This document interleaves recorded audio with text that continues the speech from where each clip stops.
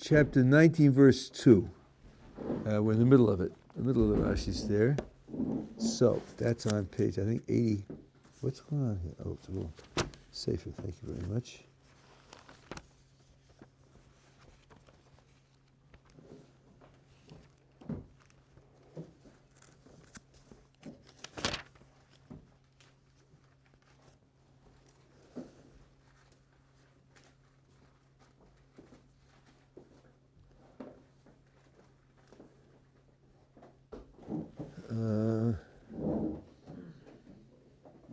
Oh no, we said this, right. Okay, we're up to verse 3. So now the angels come to the city of Sodom, and Lot is sitting there in the gate, and he asks them to come and spend the night with him. And they first refuse, and then verse 3, he urged them very much. So they turned towards him because he talked about turning and going circuitously into the house, and came to his house. He made a feast for them and baked matzos, and they ate. My honored guests, filet mignon, chateau Beaujolais from the north side of the vineyard, and crackers. Have a nice visit. Have a nice crackers? Really? Matzos? Why would he do that? So okay. So Rashi says it was Passover. Now, this is a gigantic idea. We normally think of Passover as celebrating the Exodus from Egypt. But that hadn't happened yet. That's going to happen in hundreds of years. Can you celebrate an event before it takes place? How's that possible? So, there are two attitudes that you could have. And let me put it this way, I don't like one of them, but I can't rule it out for certain authors. And here you get the opposite. We celebrate Pesach on the same date in which we left Egypt, because we're celebrating the anniversary of an event. That leaves open the question, why did the event happen on that date? And you could answer, it was just an accident. There was no particular reason. It could have happened some other day. We're celebrating it post facto, afterwards. We celebrate something which happened in our past. So, we picked the date then in which it happened. But there's another point of view, that the 15th of Nisan was set aside as an Exodus day from the beginning of creation. It was designated as Exodus Day. Now, what kind of Exodus and to whom it will take place, maybe those things could vary. But it's set aside as an Exodus Day. It has liberation power.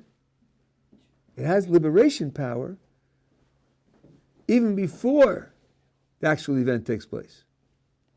Now, as a matter of fact, they ate matzos on the night of the Exodus from Egypt. They ate matzos because God commanded them to eat matzos. They could have made, angel challahs. They could have had pizza and lasagna. They were told to eat matzos. So obviously matzos has something to do with liberation. To do with Liberation Day. It's a way of catching the hashpah, the influence of the energy of that day by eating matzah. So then it becomes relevant to do even beforehand. Because just as the same date later in history has that power, so now if we say it was designated from the creation, that it should be the liberation date, that date has that power even before the creation. Before the event. That's what you get from the idea here that Lot served them matzah because it was Pesach. He's eating matzah. That's what he's serving for his meal because it's Pesach, and on Pesach you eat matzahs. It's a very important idea in terms of Jewish philosophy. Why did I say it the way I said it? Because the Ramchal seems to say that it's just a matter of commemorating the past event. I've never seen a source in the Ramchal. I've read everything the Ramchal wrote, but I haven't seen a source in the Ramchal saying that even before the event, the day was picked out from the creation. And Ramchal, as a Kabbalist, it would have been very natural for him to say it if he believed it. But I think that, and the Ramchal knew this Rashi, so if he didn't say it, it sounds like he didn't accept it. But I think it's very important. Yeah. Do you think that they had to get rid of their chametz, or were they just eating the matzah as I'll tell you, my assumption is that they got rid of the chametz. We do have a tradition that the patriarchs kept the Torah before it was given, which means they kept it voluntarily. And this is one of the cases where they bring it as evidence for that idea. Now, just to avoid misunderstanding, no one says they kept all the mitzvos, because some of the mitzvos are impossible to keep, either in their time of history or in their condition. For example, did they read the Torah 3 times a week, on Mondays, Thursdays, and Shabbos? What Torah? They didn't have the text of the 5 books of Moses. They didn't know all the events of the Exodus before they happened, right? So that's not possible. Or there are certain laws that apply when the majority of the Jewish people does something. But there's no such thing as the Jewish people in existence to create those conditions. So no one thinks that every last item in the whole of the Shulchan Aruch they lived up to. They lived up to what was applicable in their time. Indeed, I have no reason to think that Abraham ever made a mezuzah. He lived in a tent after all. Tents don't get mezuzahs. This is something which he could have done, but I have no reason to think he did do it. Take up residence in a house for a while, just be able to do the mitzvah. Jacob took up residence in a house for a while. But as far as I know, Abraham never did. So the idea that they did the ones that were applicable that could be fulfilled. You have a question? Oh, no, I don't. Okay, yeah. So somehow we could think that we mentioned before that to see the Torah as a source just of stories, it's like foolish, because like the way we relate to Torah is like is the source of the meaning of life, or many other things, of course, but like perhaps that's how we could understand. Yeah, so you're just making that as a comment. Yeah. That right. To think of it just as stories is foolish, because as you say, for us it dictates the meaning of life. I think that the point can be made a little sharper. All history is selective.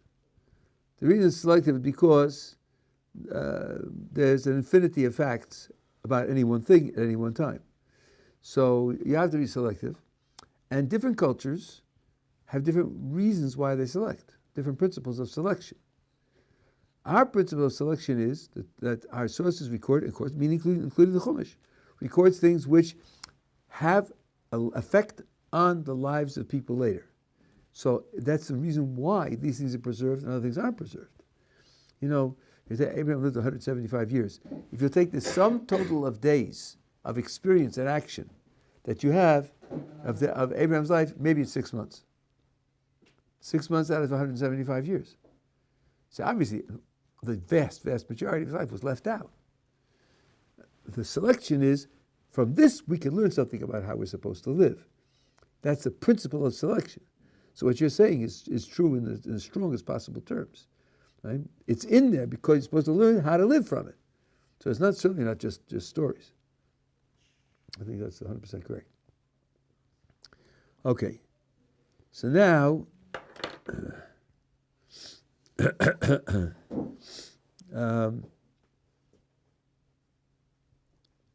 verse 4. They had not yet lain down when the townspeople, Sodomites, converged upon the house, from young to old, all the people from every quarter. So now let's figure this out. First of all, I'm sure you noticed, what city are we talking about? San Francisco? No. Well, maybe. No, that was just a slip. I didn't mean that. Milwaukee. We're talking about Guadalajara. What city are we talking? We're talking about Sodom, right? Okay. So now the verse says, when the townspeople, Sodomites, thanks a lot. We didn't forget from 2 verses ago what the name of the city is. Why is the Torah saying Sodomites? So, Rashi says, when they had not yet retired, the people of the city, the people of Sodom, is interpreted in Genesis Rabbah, that's a collection of Midrashim, as follows. When they had not yet retired, the people of the city were the topic of conversation of the angels. The angels were talking about the people of the city with Lot. For they were asking Lot about their character and their deeds. And he told them that most of them were wicked. While they were still speaking about them, the people of the city, that's the people of the city of whom they were speaking, came together to surround the house. So the people of the city refers to the words. The people of the city refers to the topic of discussion of the angels, and the people of Sodom refers to the actual identity of the people who came to surround the house. That's why it's said twice. That's a midrashic interpretation. But as he says over and over again, the simple meaning, that's the pshat of the verse, however, is this. The people of the city, people of wickedness. To say the people of Sodom, not to identify their residents, not to identify the legal authority over where the house is built, it's to describe their character. The people of the city, Sodomites, people who represented Sodom's philosophy, Sodom's culture, Sodom's decrepit criminal behavior, those are the ones who surrounded the house. That's the simple. It comes to describe their character. And we saw over and over again that when people are introduced, either very righteous people or very wicked people, the Torah mentions the fact when Lot went down to Sodom to live there, it says, and the people of Sodom were very wicked. When Abraham was mentioned, he's mentioned in terms of his righteousness. One of the reasons Rashi gave, we saw it, was because he's very righteous. The Torah mentions his righteousness. This is something which is a habit of the text. So here you can say it's qualifying who they were. Now, let me just read the next Rashi, and then I'm going to say something else. The entire populace from every end, from one end of the city to the other, not one of them protested, because there was not even one righteous man among them. Now the Ramban puts in something here which I think is really very, very noteworthy. We saw the verse a few days ago where God said, I'm going to make an investigation and see whether the report that I have heard is true, and if it is true, then destruction. And if not, I will know and I'll take other measures. And we saw how Abraham responded to that with his plea, right? Did God make the investigation? Do we have any reason to think he made the investigation? Does the Torah testify that he made the investigation? Yes, it does. He sent the angels to the city, didn't he? Didn't God send the angels to the city?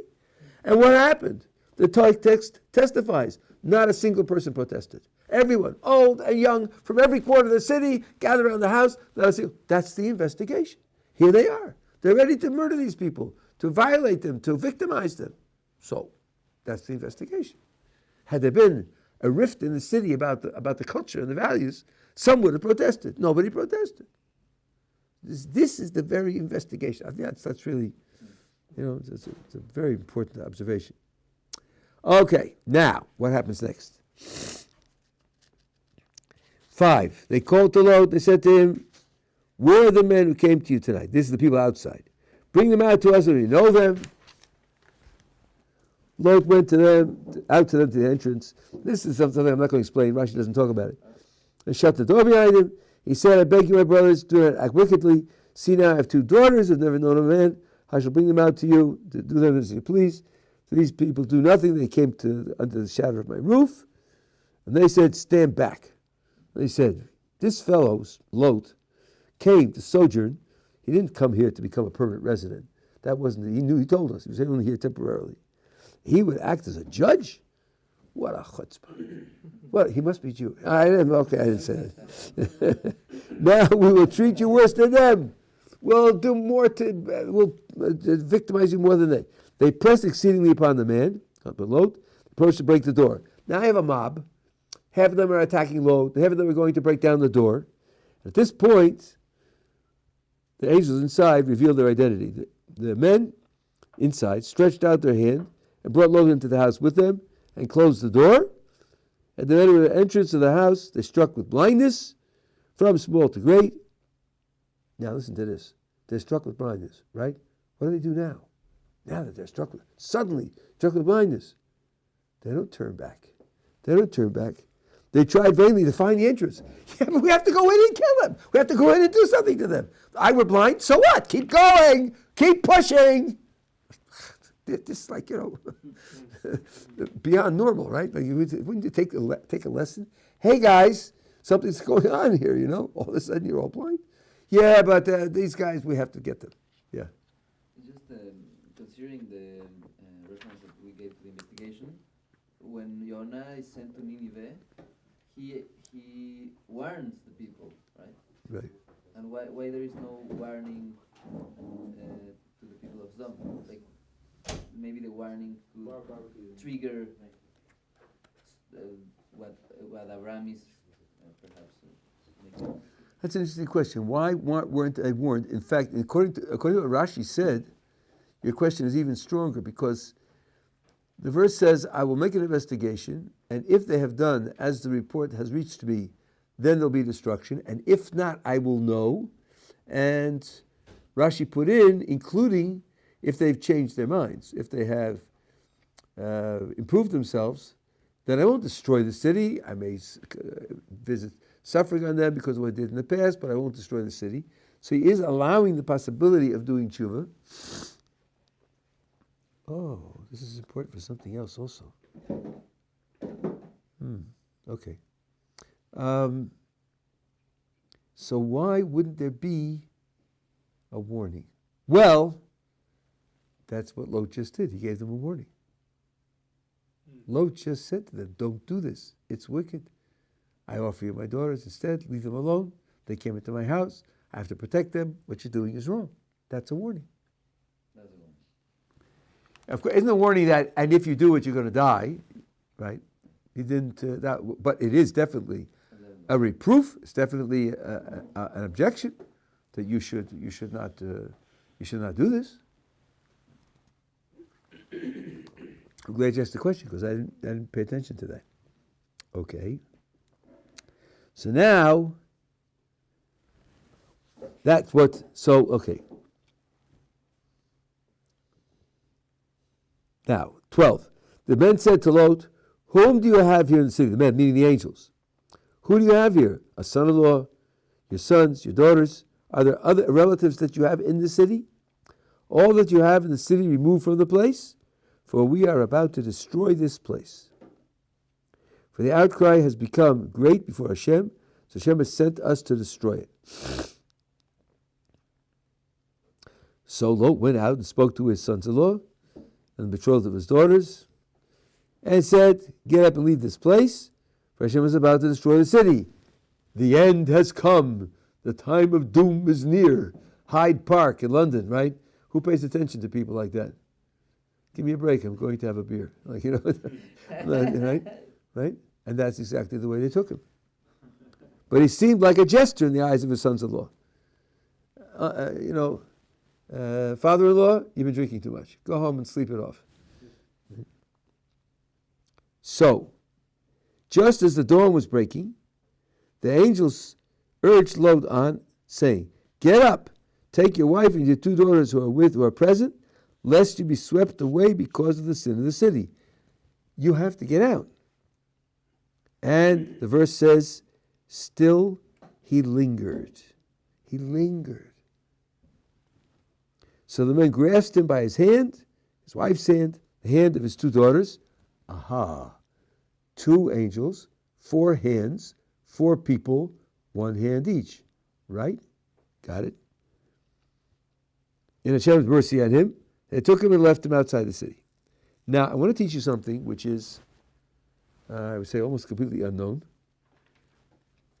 The Hebrew word, let's see if I have it here. Just one second.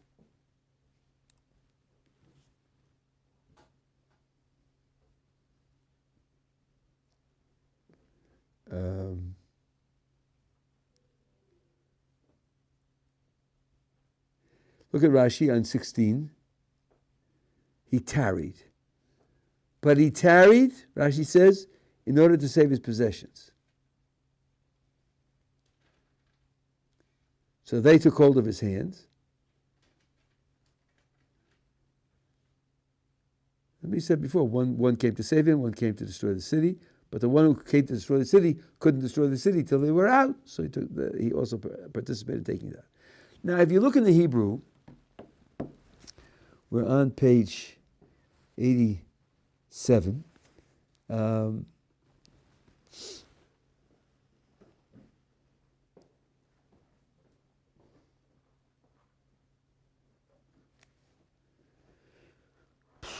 One, two, three, four, 5 lines up from the bottom, the very middle of the line, you see the word Vayismamo. On the second mem, there is a musical note. The musical note is a wiggly vertical line, going up above the mem. This musical note appears exactly 4 times in the entire Torah. There are over 300,000 letters in the Torah. This sign appears only four times. And it is chanted as follows. Vayismamo. It's called the Shalsheles because you go up and down 3 times. It's by far the longest note in the entire cantillation series. And it always connotes hesitation. Hesitation. In 3 cases, the hesitation is obvious, and in 1 it isn't. I'm going to show you all 4 and explain the 4th one to you, which has a tremendous lesson to teach. So here, the word says he hesitated. So I don't have to guess what it means. The word says he hesitated, and the cantillation note is a long, hesitating note. And we know why he hesitated. Now, if you look, I made notes at the very bottom of the page here of other places where you have this note. So you have it in Genesis 24:12. Let's take a look there. 24:12? Yeah. Hope I got it right. I think I did. Yeah. Yeah. Okay. So here we're on page 111 in the Art Scroll. This is Eliezer, who has been sent to find a wife for Yitzchak. And he comes to the well, and the girls are coming out to draw water, and he doesn't know what to do. How am I supposed to find a suitable match for Yitzchak? How am I supposed to do that? And he loses his nerve, and he says to HaKadosh Baruch Hu, I can't do this. I cannot do this. You have to do this for me. I'm going to ask you for a sign in behavior of who should be the right girl, and I'm praying to you that you will engineer that the right girl should come before me and give this sign in her behavior. So I'll know, because I can't take responsibility to do it. Now, asking for a sign is tricky. If it's done in the wrong way, then the person's guilty of nichush, which is a kind of magic which is prohibited by the Torah. Eliezer was faithful to the Torah. He's described in the oral tradition as Dola amashka mitoras shel Adonov. He used to take like a bucket and dip it into the Torah of his master, and then use it to give other people to drink. So he knows what the stakes are here. And on the other hand, he's panicked. He doesn't know what to do. So he tries to craft a request from God that won't be a violation of the prohibition against magic. And in fact, in the Gemara, there's a dispute whether he succeeded or failed. He says, I wanted to display spectacular kindness in a very particular way, a way which you couldn't expect would be true. I'll ask her for water, she'll give me water graciously, and then she will offer to draw water for all of my camels. And by the way, you should know, he came with camels and 10 servants. So he wasn't short of manpower. A normal girl would say, you got 10 servants here. You're asking me to draw water for the camels? Are you joking? Like, I went out to get water for my household. So that's the sign that he asked for. But he knows that this is tricky and difficult. So the word, and he said, meaning, and he said to God, please give me this sign, the word, and he said, has a Shalsheles. Because saying it was difficult for him. Saying it was something which he wasn't sure about. And this hesitation was built into the fact that he said it, and that's why you have a Shalsheles here. Okay? Now, the next one is Genesis 39:8. Wow.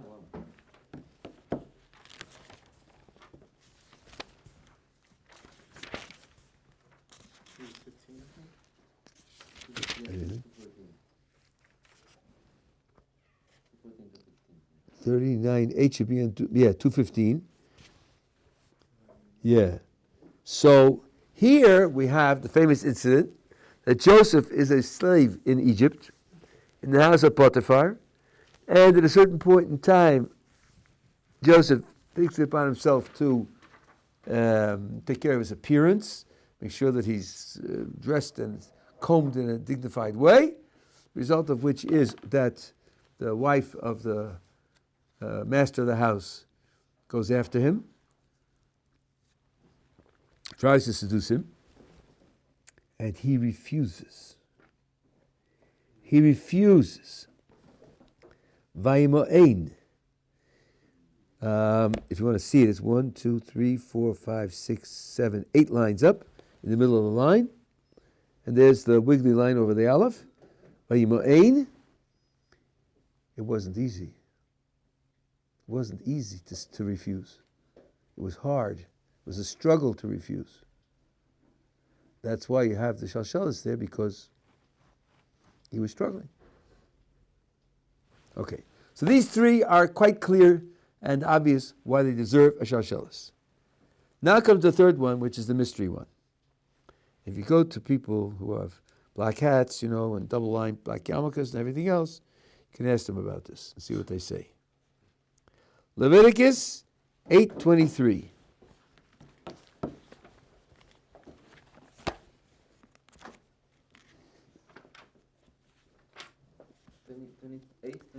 Yeah. Oh, wow. I got it on first chapter. It's 682 at 8:23, sorry. Oh, so then,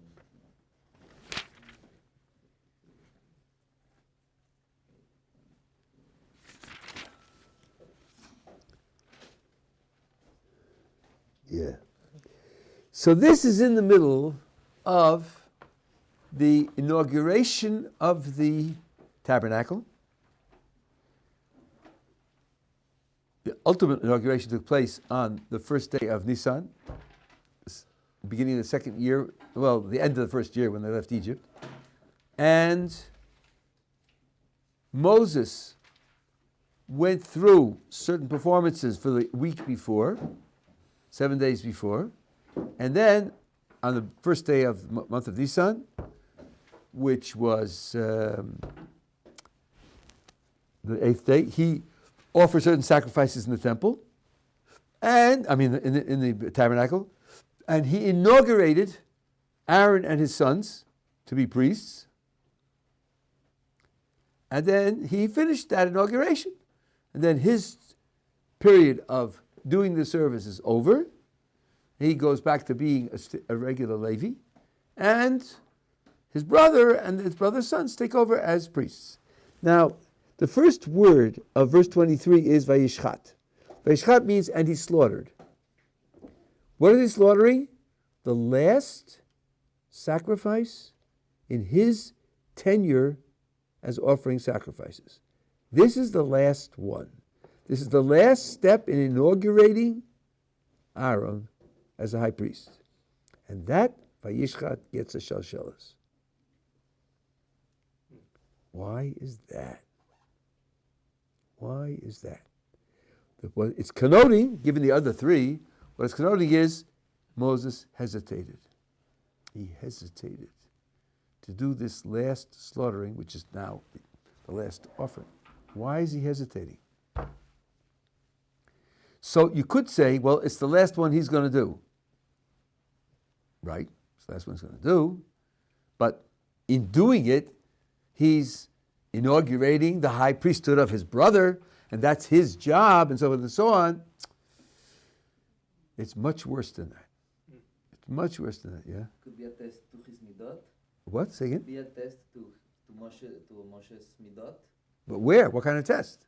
That he's giving such a special role. I want to say partly that, but the word test isn't going to function here. He wasn't told to hesitate. He wasn't told to hesitate. He hesitated. It came from within him. Right. Why is Aaron the high priest? Why is that? God liked him and decided that he should be the high priest? No. As a matter of fact, he shouldn't have been the high priest. Moses should have been the high priest. Moses should have been king and high priest.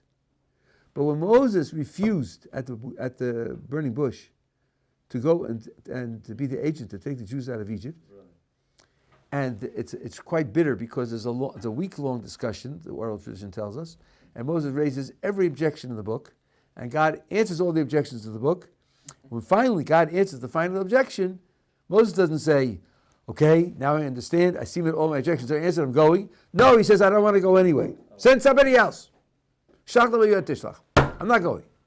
By the way, some of the commentators say, so why did you ask all the questions? If you weren't going to go anyhow, even with answers, why did you ask all the questions? And some say, because he wanted to know the answers, that's why. Not as a way of clearing away his doubts so as to be able to go, because you see he doesn't want to go. Okay, and then the text says God was angry with Moses. Now, as the commentators point out, we never get a picture of God's inner emotional life. That's not what the text is doing.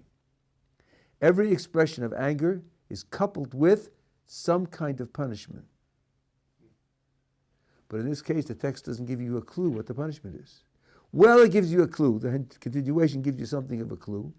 God says to Moses, I know what your problem is. Problem is you can't speak and you're worried about talking. I'm telling you, your brother is coming. He's coming out to greet you with joy in his heart that you're coming down. And he'll be your spokesman. He'll speak for you and you'll talk to him and it'll all work out in the end. But it's more than that. That means that Aaron becomes his partner in the Exodus. That's registered in other verses. And this is where the high priesthood is transferred from Moses to Aaron as a punishment for having refused, after the answer to all of his questions, refused to go down.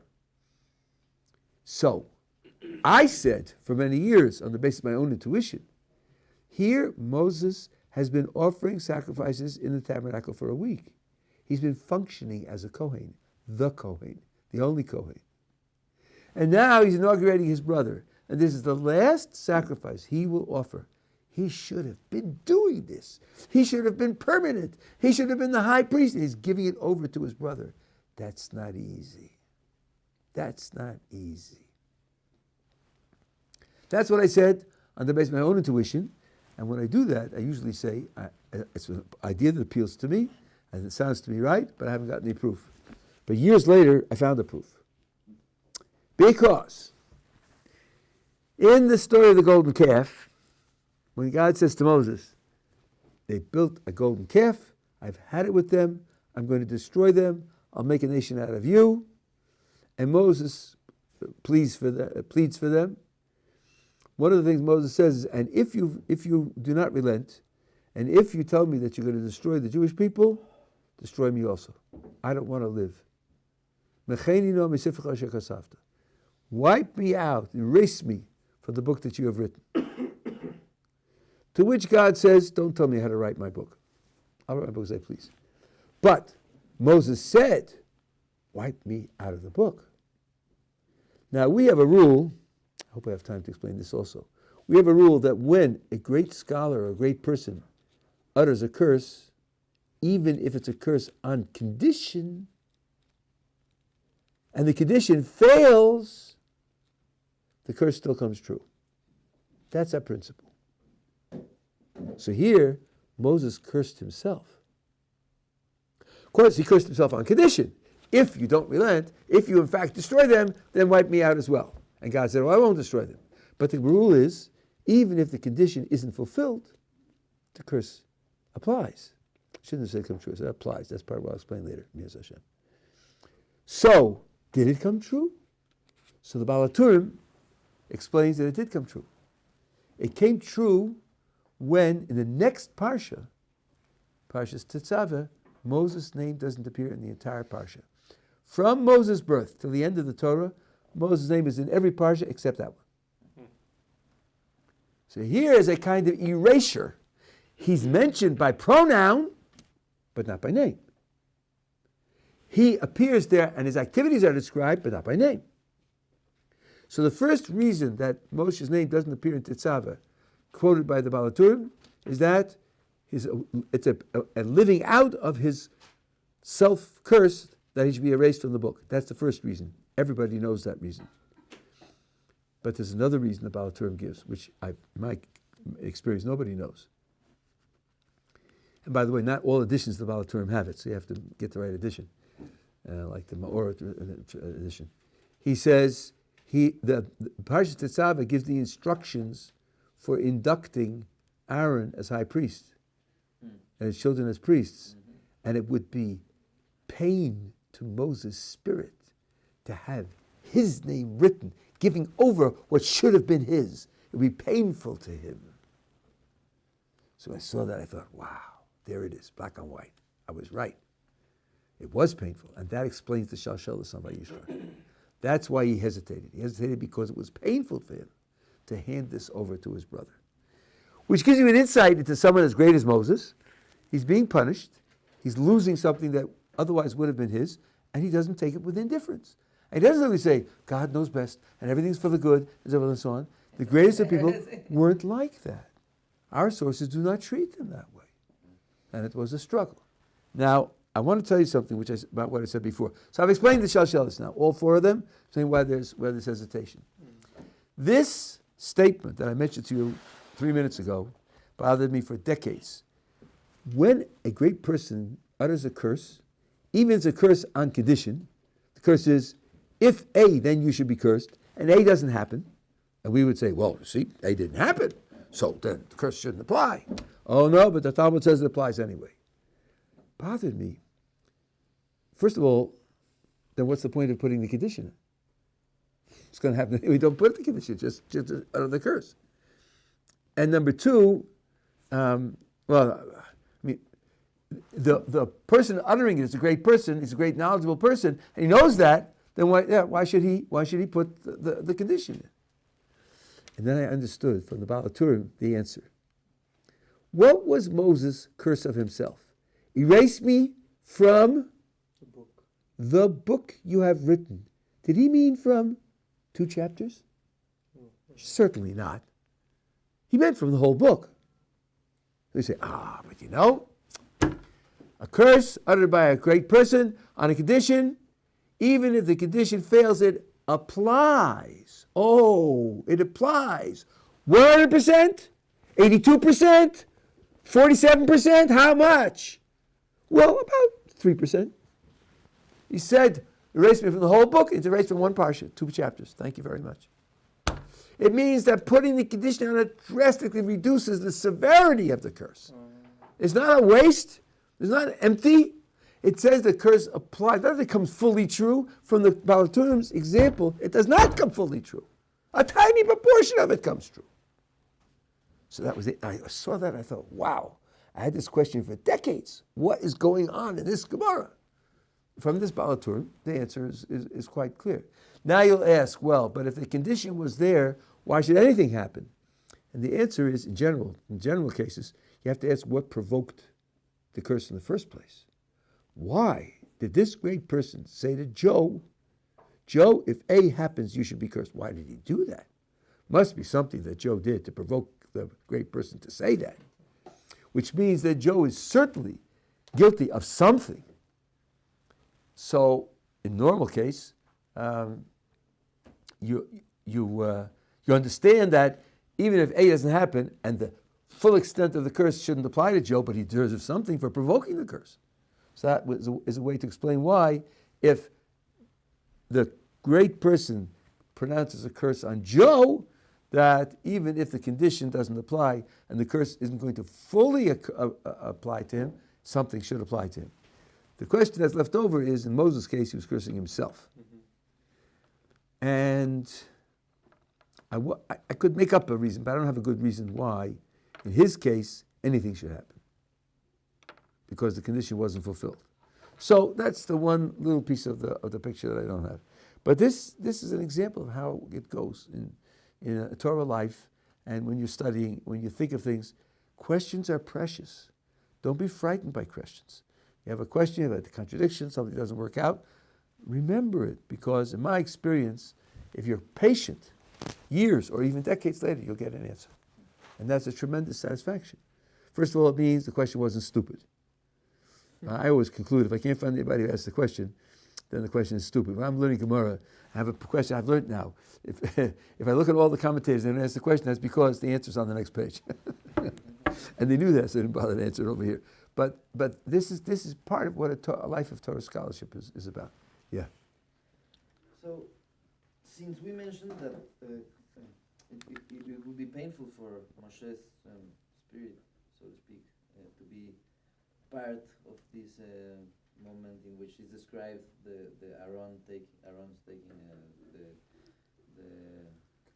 the priesthood. So it seems to be it's not a curse. It's the other way around. Like, why would it be if it's gonna be painful for him? No. The curse was only to explain what I quoted from the Baal HaTurim.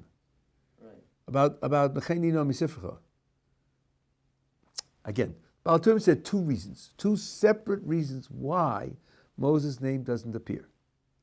The first reason because of the curse, and the second one had nothing to do with the curse or anything about like a curse, because Moses would have been upset if his name appeared. The two are not the same. No. I mentioned both because I wanted to give you the whole Baal HaTurim.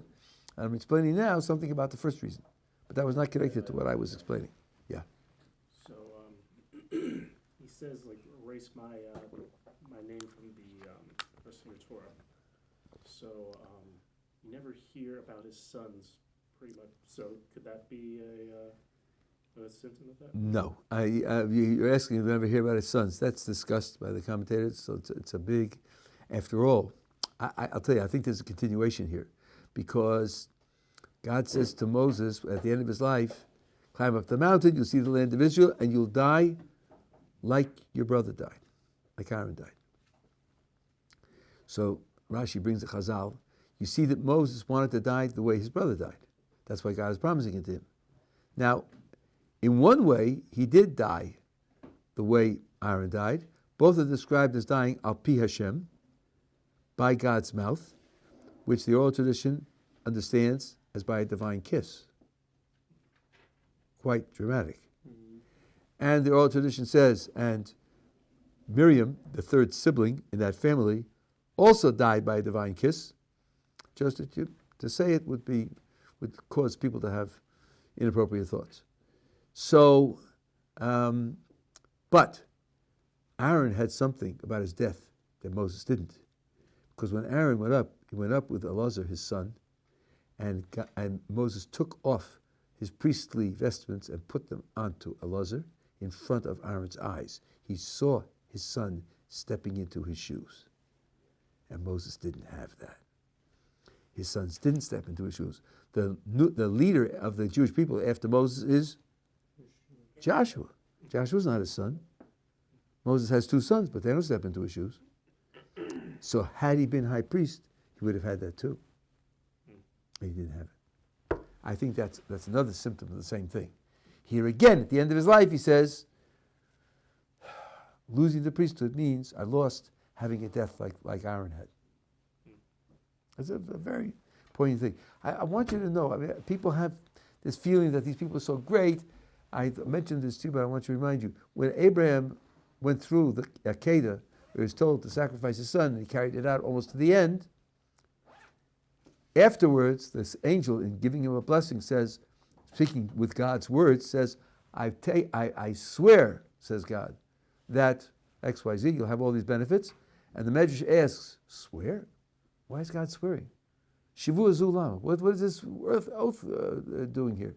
And the Medrash says, because Abraham said to God, you want to give me a blessing? You want to predict my future?